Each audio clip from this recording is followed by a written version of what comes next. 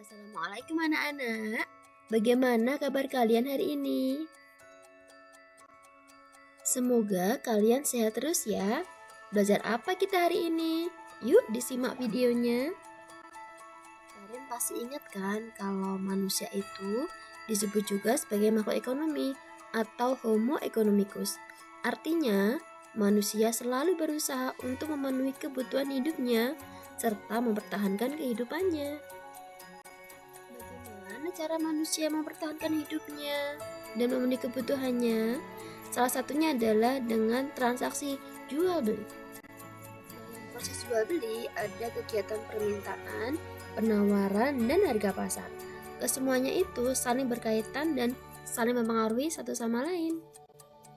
Pernahkah kalian mendengar kalau harga sembako alias 9 bahan pokok itu bisa naik? Kok bisa naik ya?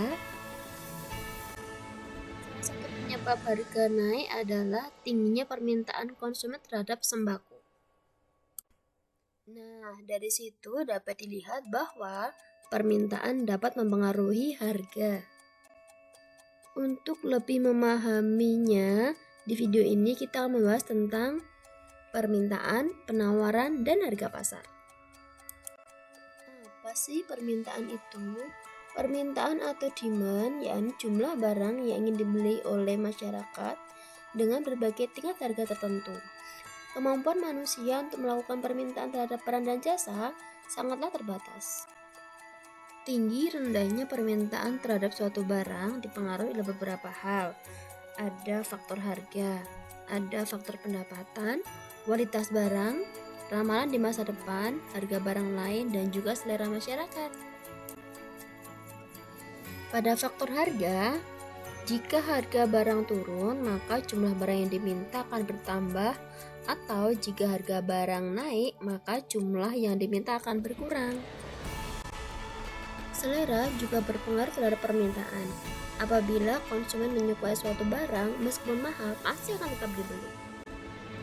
Harga barang lain juga berpengaruh terhadap permintaan. Jika harga barang A naik, maka orang akan memilih barang B yang lebih murah. Contohnya, orang akan membeli Pertalite ketika harga Pertamax naik atau sebaliknya. Pendapatan juga berpengaruh loh terhadap permintaan. Jika pendapatan rata-rata setiap orang naik, maka akan mempengaruhi jumlah barang yang diminta. Misal, orang yang awalnya punya gaji 1 juta, otomatis pendapatannya bertambah dan konsumsinya juga bertambah ketika gajinya naik menjadi 2 juta. Kualitas suatu barang juga berpengaruh tuh terhadap permintaan. Jika kualitas barangnya bagus, meskipun harganya lebih mahal, masyarakat tetap membeli. Contohnya orang membeli barang branded, mereka akan tetap beli karena memang mampu dan kualitasnya juga memang bagus. Estimasi atau ramalan di masa depan juga berpengaruh loh. Masyarakat akan menambah jumlah barang yang dibeli jika diperkirakan harganya akan naik. Contohnya, pecinta burung lovebird akan menambah pembeliannya jika diperkirakan burung itu akan semakin mahal di masa depan. Permintaan punya hukum loh, namanya hukum permintaan. Jika harga barang naik, maka jumlah barang yang diminta akan berkurang dan sebaliknya. Selain itu, kurva permintaan itu adalah grafik yang menggambarkan sifat hubungan antara jumlah permintaan dan harga dalam berbagai kondisi. Menurut daya beli konsumen, permintaan itu ada 2 macam, yaitu permintaan efektif dan permintaan potensial. Bedanya, kalau efektif itu konsumennya memang benar-benar mau beli, tapi kalau potensial, konsumennya itu belum tentu membeli. Mungkin dia hanya nanya harga atau lihat-lihat barang aja. Menurut jumlah konsumen, ada permintaan individu dan permintaan pasar. Bedanya adalah kalau permintaan individu itu yang minta ya per individu, per orang. Tapi kalau permintaan pasar itu sudah permintaan dari gabungan banyak individu. Ada permintaan, ada pula penawaran. Penawaran atau supply merupakan kesediaan penjual untuk menjual berbagai barang pada berbagai tingkat harga dalam waktu tertentu. Penawaran datangnya dari penjual. Penawaran sangat erat kaitannya dengan harga jual.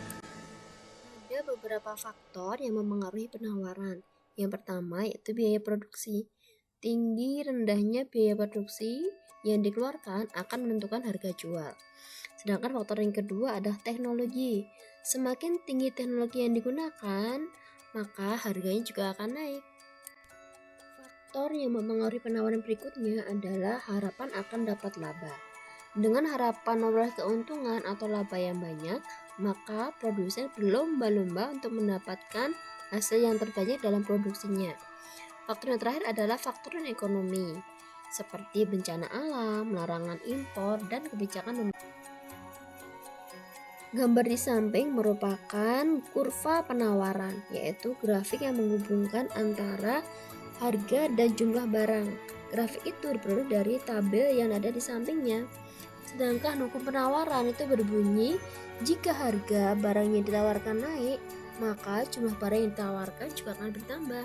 Dan harga keseimbangan disebut juga harga kesepakatan, yakni harga yang terbentuk dari kesepakatan antara penawaran penjual dan permintaan pembeli. Pada gambar di atas, permintaan ditunjukkan oleh garis warna merah, sedangkan penawaran ditunjukkan oleh garis warna biru. Dari video tadi dapat disimpulkan, permintaan adalah jumlah barang dan jasa yang diminta konsumen dari produsen pada waktu tertentu. Sedangkan penawaran jumlah barang atau jasa yang ditawarkan produsen ke konsumen.